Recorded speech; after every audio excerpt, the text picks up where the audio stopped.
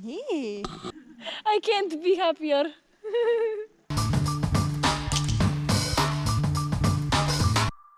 Тръгнали сме днес до манастира, който е до Етрополе. Как се нарича? Чакай малко, чакай. Ти дори не знаеш името на манастира, тръгнала се да обясняваш на хората къде си ходила. Да започнем по-добре от начало. Здравейте хора, аз съм Стефи и днес ще се разходим отново в природата.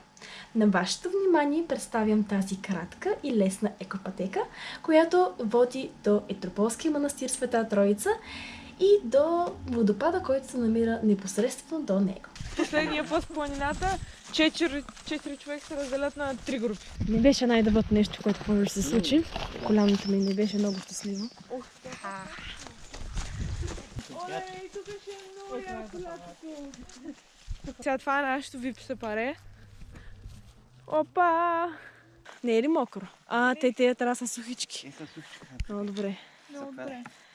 Идвам аз.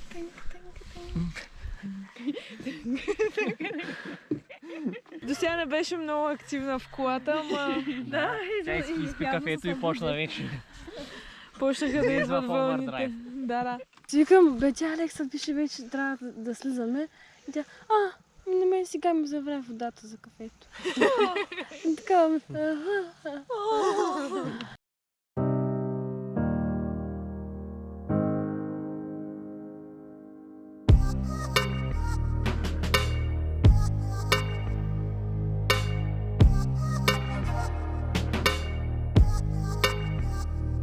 Ако решите да минавате през екопътеката за към манастира, да знаете, не цялата е оправена. Повечето места има и такива оградки, но има някои малко по-стръмни места.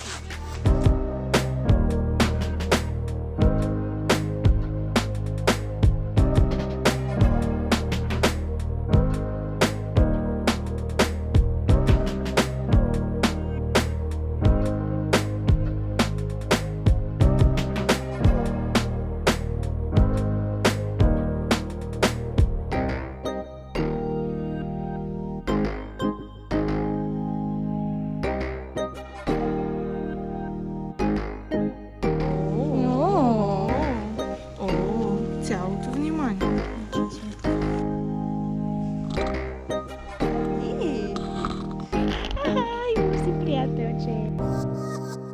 Манастир Света Троица, или още наречен Варовитец, заради варовиковия камък, с който е изграден храма, е основан през далечната 1158 година. Манастирът е считан за един от най-значимите книжовни и просветни центрове в българските земи през 16 и 17 век. По-късно Васил Левски го използва за скривалище, като там създава Етрополския таен революционен комитет.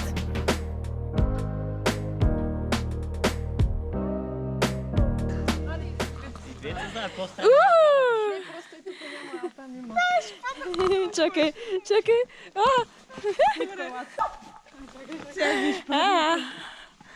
Нашата е по-готина, защото пада на сме тук ни бим Вижте, да си го вземе. Аз никога не съм имал парчил. Ами как не съм? Порча от хода. Етрополето дей. Студенти от София откраднаха хвърчило от манастира. Защото не са имали детство. Моля, затваряйте вратата, шо? Какво откажеш? Към водопада. Отбихме се до Етрополския манастир и сега го заобиколихме и продължаваме нашата екопътека към водопада.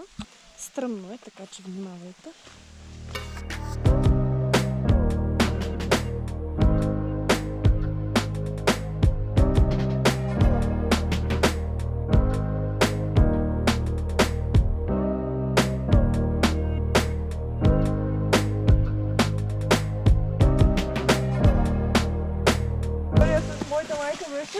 Като малка, понеже аз бях много злояда и имаше наистина много неща, които просто не ядях, но имаше едно конкретно специфично нещо, което супер много ненавиждах и не мога да се сетя кое, понеже коментираме нали с лопа с някой. Вече не мога да се сетя такава и се обръщам към майка и викам: мамо, аз ко не ярах като малка? И тя направо го казва, първото нещо, тя го знае. Много яко, майка ми още не знае какво не обичам. Ами обичам скара, обичам да скара. кара само кифтето.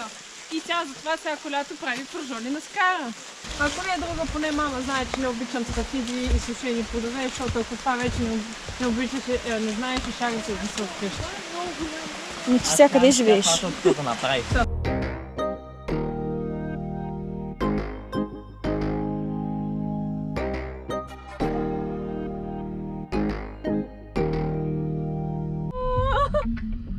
Ако я снимаме. Къде друга да ще го правиш това нещо сега? Мамата ще нагледа. Къде е чао? Мамата е много разтворена. Добре. Добре, спокойно. Сега намаляме. Стоп, има стоп. И казвай на ние. Сега, давай. Оп. Давай. Ако полицията нас прави, това са наши хора. Не, това не са полицаи. Да, полицаи. Добре, да ще си помогна. Ние так му викам да няма полиция. Да, няма полиция, има полиция. Само да тръгнат за нас.